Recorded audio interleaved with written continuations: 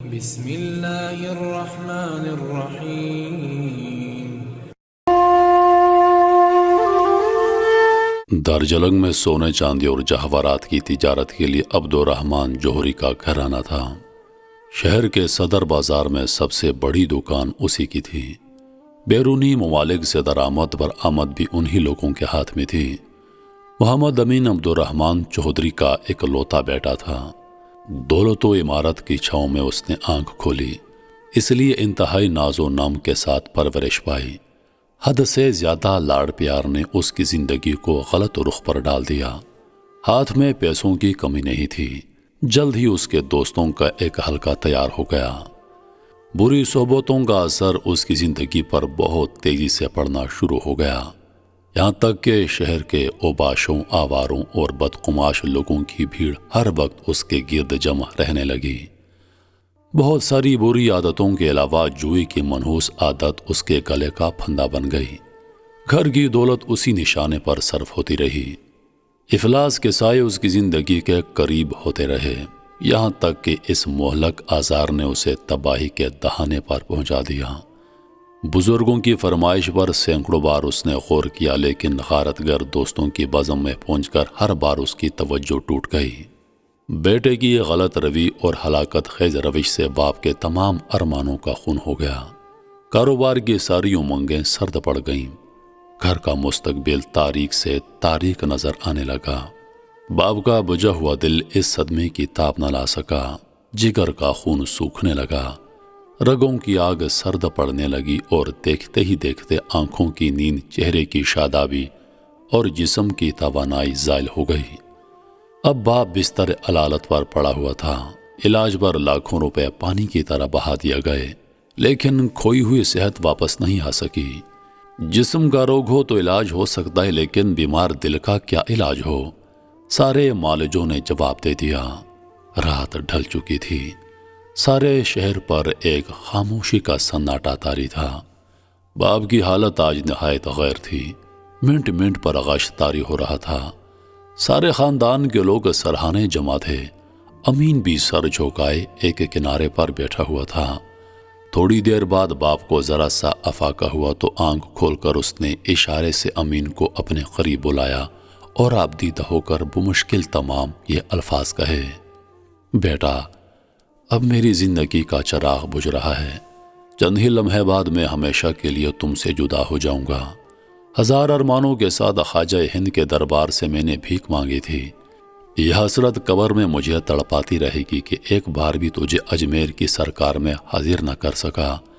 زندگی مہلت دے تو خواجہ صاحب کی چوکھٹ پر سلام ضرور کرنا بیٹا، میری شرم عقیدت کا فرض ادا ہو جائے گا۔ تمہاری خانہ خراب زندگی کا غم لے کر اب میں ہمیشہ کے لیے تم سے رخصت ہو رہا ہوں۔ لا الہ الا اللہ کہتے ہوئے ایک ہچکی آئی اور مسافر ابدی نیند سو گیا۔ سارے گھر میں صفِ ماتم بچھ گئی۔ رات بھر کوہرام برپا رہا۔ بیوہ ماں کی دردانگیز آہ وزاری سے سننے والوں کے کلیجے پھٹ گئے۔ امین کی حالت قابل رحم تھی۔ روتے روتے ہچکیاں بند گئیں، آنکھوں تلے اندھیرا چھا گیا۔ اب اسے محسوس ہو رہا تھا کہ باپ کو کھو کر اس نے کس قدر بھیانک جرم کیا ہے۔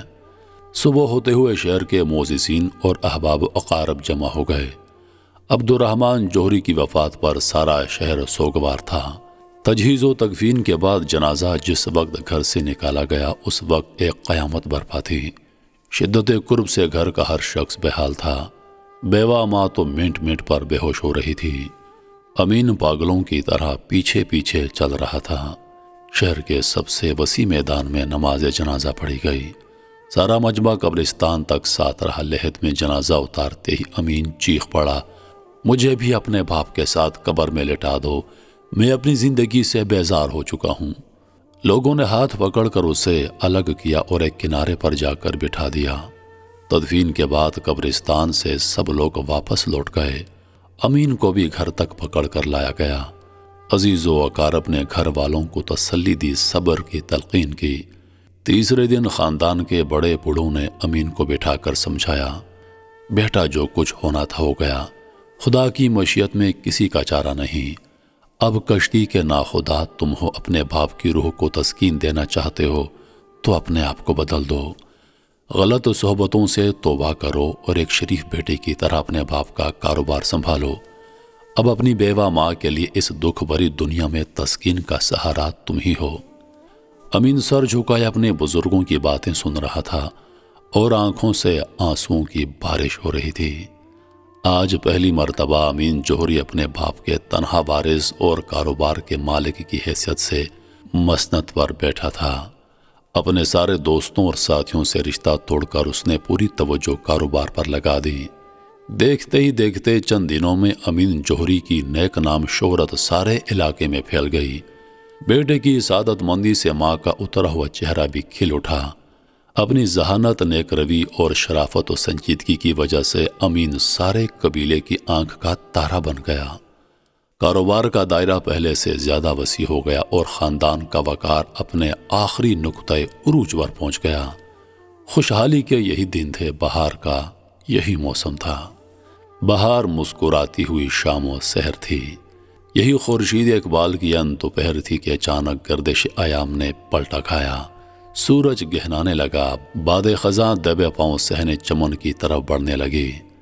پھر شام و سحر کے چہرے تاریک ہو گئے، پھر خاندان کا وقار مجروح ہو گیا، پھر گھر کی پھیلی ہوئی رونقیں سمٹنے لگیں، قیامت آ گئی۔ پھر امین جوہری اپنے پرانے دوستوں کی محفل میں پہنچ گیا، پھر جوئے کی ریس شروع ہو گئی، پھر گھر کا سرمایہ داؤ پر لگنے لگا، بینک کا سارا سرمایہ جوئے کی بھیڑ چڑھ گیا۔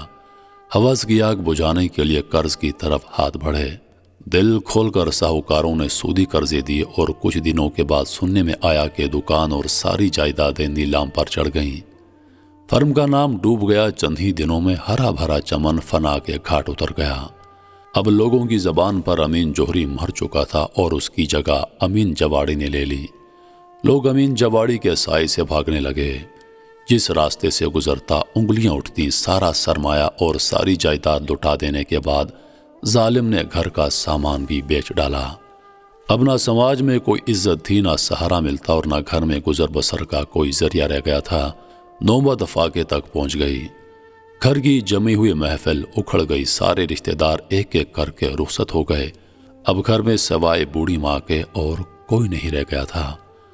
امین جواڑی دن بھر شہر کی خاک چھانتا، اسی لالچ میں کافی دیر تک اپنے پرانے ساتھیوں کی محفل میں بیٹھا رہتا کہ داؤ جیتنے والوں سے دو چار پیسے مل جائیں اور پیٹ کی آگ بجھے۔ بوڑھی ماں مزدوری کر کے بس شام کو کھانا پکاتی، دن کا وقت فاقے میں گزرتا۔ قسمت کی برستگی پر روتے ماں کی آنکھیں خشک ہو گئیں۔ امین نہ وہ دردمند امین نہ تھا جو باپ کی جدائی کی تاب نہ لا سکا تھا۔ اب سیاکار زندگی اور لعنت زدہ ماحول نے اس کے دل کی لطافوں کو سلب کر لیا تھا۔ اب دل کی جگہ اس کے سینے میں پتھر کا ایک ٹکڑا تھا جس کے اندر زندگی کا کوئی گزارا نہیں تھا۔ ماں شدت غم سے پھوٹ پھوٹ کر روتی تو تسکین دینے کے بجائے ظالم ماں کو جھڑک دیا کرتا۔ ماں کی ممتا بھی عجیب دیوانی ہوتی ہے کہ اتنا سب کچھ ہو جانے کے بعد بھی امین اس کے کلیجے کا ٹھنڈک تھا۔ جب تک وہ اسے کھلا نہ لیتی خود نہ کھاتی، جب تک اسے دیکھ نہ لیتی رات کو سونا حرام تھا۔ رجب کا مہینہ آ رہا تھا۔ خواجہ کے عرس کا موسم آتے ہی ملک کے کونے کونے میں ہنگامہ عقیدت کا ایک شور برپا ہو گیا تھا۔ شوق و محبت اور جوش و جنوں کے ہزاروں کارواں اجمیر کی طرف چلنے کے لیے تیار تھے۔ امثال دار جلنگ سے بھی خواجہ کے دیوانوں کا ایک بہت بڑا قافلہ روانہ ہو رہا تھا۔ ہر محلے میں اجمیر کی دھوم مچی ہوئی تھی۔ خواجہ کے پرشوق تذکرے سے مسلمانوں کی آبادیاں امین کی والدہ کو جب یہ خبر معلوم ہوئی تو تڑپ گئی۔ یکایک شوق کی دبی ہوئی چنگاری بھڑک اٹھی۔ بہت دنوں کا سویا ہوا درد جاگ اٹھا۔ غریبی، تنگ دستی اور زندگی کی بربادیوں نے خواجہ کی یاد کو بھی رقت انگیز بنا دیا تھا۔ ایک ٹھنڈی آہ بھر کر اس نے دل ہی دل میں خواجہ کو آواز دی، غریب نواز، ہم غریبوں کو بھی اپنی چوکھٹ پر بلا لیجئے۔ وقت نے ہمیں محتاج بنا دیا ہے، پاس ایک پھوٹی کوڑی نہیں۔ خوشحالی کے زمانے میں آپ کو بھول جانے کی ہمیں کافی سزا مل گئی۔ حضور ہماری خطا معاف کر دیجئے، اللہ کے واسطے میری سرکار ایک بار اپنی چوکھٹ پر بلا لیجئے، مرنے والی کی روح کو تسکین مل جائے گی۔ یہ کہتے کہتے پھوٹ پھوٹ کر رونے لگی۔ آنکھوں سے آنسوؤں کی جھڑی بند گئی۔ اسی عالم میں امین بھی کہیں سے آ گیا۔ آج اس کی حالت بدلی ہوئی تھی۔ ماں کو روتا دیکھ کر بیٹھ گیا۔ ماں، یہاں رو کر اپنے قیمتی آنسو ضائع مت کرو، چلو اجمیر چلیں، وہیں خواجہ ہند کی چوکھٹ پر جی کھول کر رو دیں گے۔ ہماری بربادیوں کا ماتم یہاں کون دیکھتا ہے؟ لوگ کہتے ہیں کہ خواجہ کے دربار میں زندگی کے ٹوٹے ہوئے آبگینے ایک لمحے میں جڑ جاتے ہیں۔ چلو ماں، وہی چلیں، مرحوم باپ کی وصیت بھی پوری ہو جائے گی، اور خواجہ کو ہمارے حال زار پر ترس آ گیا تو عجب نہیں کہ ہمارے گئے ہوئے دن واپس پلٹ آ جائیں۔ تیار ہو جاؤ، قافلہ جا رہا ہے۔ آج بیٹے کا بدلا ہوا رنگ دیکھ کر ماں کا دل بھر آیا، آنکھوں میں امید کے آنسو چھلکنے لگے۔ پرشوق امنگوں کے عالم میں اٹھی اور گھر کے ٹوٹے پھوٹے برتن بیچ کر زیادہ سفر کے لیے 10 روپے کا انتظام کیا۔ ماں بیٹا دونوں گھر سے نکل پڑے اور قافلے میں شامل ہو گئے۔ جیسے جیسے اجمیر قریب آتا جا رہا تھا، امیدوں کی لگن اور شوق کی تپش بڑھتی جا رہی تھی، اور اب اجمیر تھوڑا ہی دور رہ گیا تھا۔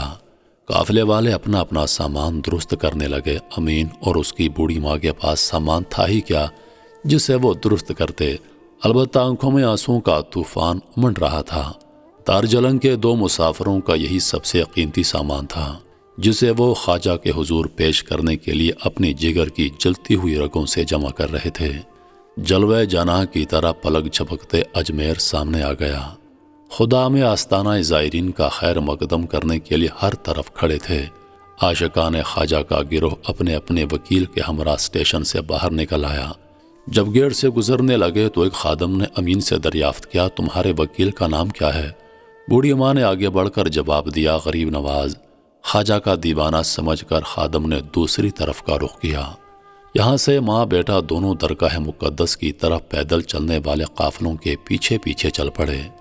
بلند دروازہ جو ہی نظر آیا، عظمت خدا داد کی دھمک سے پلکیں جھک گئیں، دل کی دھڑکنیں تیز ہو گئیں اور جوش و مسرت کی امید میں چوکھٹ پر جم گئی۔ مسرتوں اور خوش بختیوں کے راجا، سنا ہے کہ دنیا کے ٹھکرائے ہوئے غم نصیبوں کو یہاں پناہ ملتی ہے۔ کروڑوں خانہ خراب آپ کے دربار سے شاد و آباد واپس لوٹتے ہیں۔ ہمیں بھی اپنی نظر نہ آنے والی چاراگاری کا ایک جلوہ دکھا دیجیے۔ ٹوٹے ہوئے دلوں کو جوڑنے والے خواجہ، ہماری بھی قسمت کا ٹوٹا ہوا آبگینہ جوڑ دیجیے۔ سرکار، ایک بیوہ کی فریاد سن لو، ایک یتیم کی کشتی کو مجدار سے نکال دو۔ تمہارا بخشا ہوا پھول مرجھا گیا ہے، اسے ہرا بھرا کر دو۔ خدا میں آستانہ سے ماں بیٹوں کا بلک بلک کر رونا دیکھا نہ گیا۔ انہیں اندر لے گئے اور مزار کی پالتی کھڑا کر کے سروں پر چادر ڈال دی۔ دامن رحمت کی ٹھنڈی چھاؤں میں آ جانے کے بعد جگر کی آگ بجھ گئی، آنسوؤں کا سیلاب تھم گیا اور انجانے طور پر دل کو سکون مل گیا۔ تھوڑی دیر کے بعد باہر نکلے تو روحانی فراغت اور زندگی کا سرور چہرے سے آشکارا تھا۔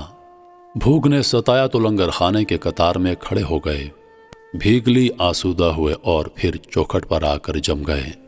جب تک اجمیر میں رہے ماں بیٹے کا یہی معمول رہا۔ آج رجب کی 9 تاریخ تھی، میلہ ٹوٹ رہا تھا، قافلے روانہ ہو رہے تھے۔ عشاء کے لیے رخصت کی گھڑی قیامت کا منظر پیش کر رہی تھی۔ عقیدت مندوں کی گریہ وزاری سے ایک شور برپا تھا۔ ماں بیٹا بھی ڈبڈباتی ہوئی آنکھوں کے ساتھ دربار خواجہ سے رخصت ہوئے۔ بلند دروازے سے باہر نکل کر بیٹے نے ماں سے کہا، خالی ہاتھ آئے تھے، خالی ہاتھ واپس ہو رہے ہیں۔ سنا تھا یہاں ایک لمحے میں تقدیر کی کایا پلٹ جاتی ہے۔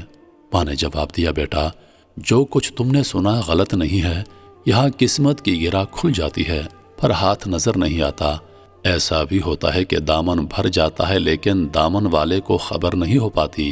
بیٹا، عارفوں اور اہل نظر کی یہ دنیا دیوانی نہیں ہے جو ہر سال بھکاریوں کی قطار میں یہاں آ کر کھڑی ہو جاتی ہے۔ ماں بیٹے کو سمجھا رہی تھی اور بیٹا اس خیال میں سرگردہ تھا کہ پیچھے سے ایک آواز آئی۔ امین جواڑی پلٹ کر دیکھا تو ایک فقیر سڑک کے کنارے بیٹھا ہوا بھیک مانگ رہا تھا۔ امین نے ایک سائل سمجھ کر کوئی توجہ نہ دی اور آگے بڑھ گیا۔ فقیر نے پھر آواز دی، اس دفعہ آواز کے لہجے سے بے نیازی کا شکوہ ٹپک رہا تھا۔ ماں چلتے چلتے رک گئی، امین بھی ٹھہر گیا۔ دونوں واپس لوٹے اور فقیر کے پاس آ کر بیٹھ گئے۔ فقیر نے تیور بدل کر کہا، لا تیرے پاس جو کچھ ہے خواجہ کے نام پر رکھ دے۔ امین کو حیرت ہوئی لیکن ماں نے بغیر کسی تامل کے 5 روپے نکال کر رکھ دیے۔ عقیدتیں تیز ہو گئیں۔ دوزانو بیٹھ کر بوڑھی ماں نے پلکوں سے چوکھٹ کا بوسہ لیا۔ ایک رقت انگیز بے خودی کے عالم میں امین کو آواز دی، بیٹا یہی وہ چوکٹ ہے جہاں کھڑے ہو کر تیرے مرحوم باپ نے بھیک کے طور پر تجھے حاصل کیا تھا۔ خواجہ صاحب کی چوکٹ کے ساتھ تیری ہستی کا رشتہ اٹوٹ ہے۔ ماں کی بات ابھی ختم نہ ہونے پائی تھی کہ امین نے گھٹنا ٹیک دیا اور نہایت ادب کے ساتھ چوکٹ کا بوسہ لیا۔ اس کے بعد فقیر نے ایک سکہ اس کے ہاتھ میں دیا اور کہا، اسے چھپا کر رکھ لے، خواجہ کی برکت سے تیری خوشحالی کے دن واپس لوٹ آئیں گے۔ جا سیدھے گھر چلا جا۔ پر امید امنگوں کے عالم میں فقیر کے پاس سے ماں بیٹے اٹھے اور تیزی کے ساتھ قدم بڑھاتے ہوئے اسٹیشن کی طرف روانہ ہو گئے۔ اسٹیشن پر پہنچ کر امید نے نہایت بے چینی کے ساتھ دریافت کیا، ذرا دیکھے ماں، فقیر نے کیا دیا ہے؟ دیکھا تو آنچل میں ایک گول چکنا پتھر پڑا ہوا تھا۔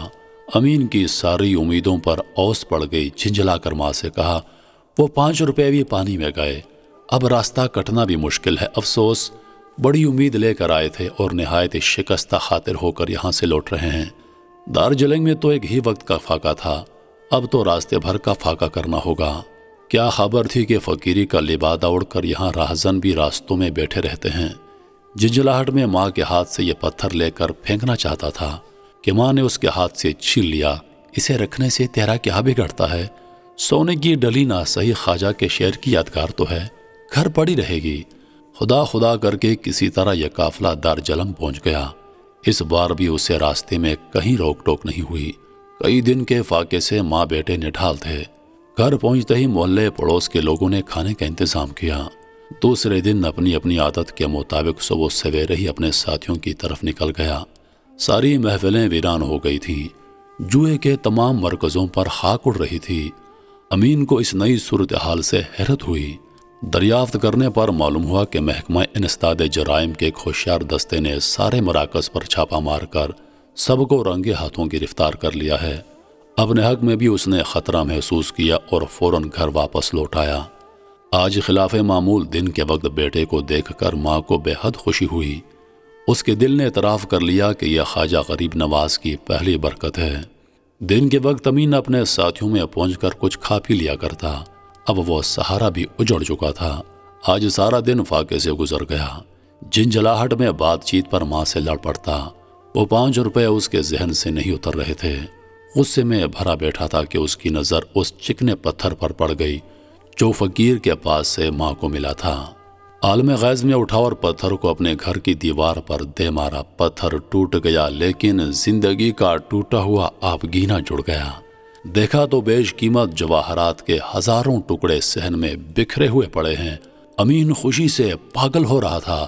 خواجہ صاحب کی ایک نگاہ کرم سے پھر خوشی کے دن پلٹ آئے۔ امین جواڑی پھر امین جوہری بن گیا۔ اب امین جواری کسی عام آدمی کا نام نہیں بلکہ جواہرات کی بین الاقوامی ایجنسیوں کا مالک تھا۔ خواجہ تیرے ڈھنگ نرالے۔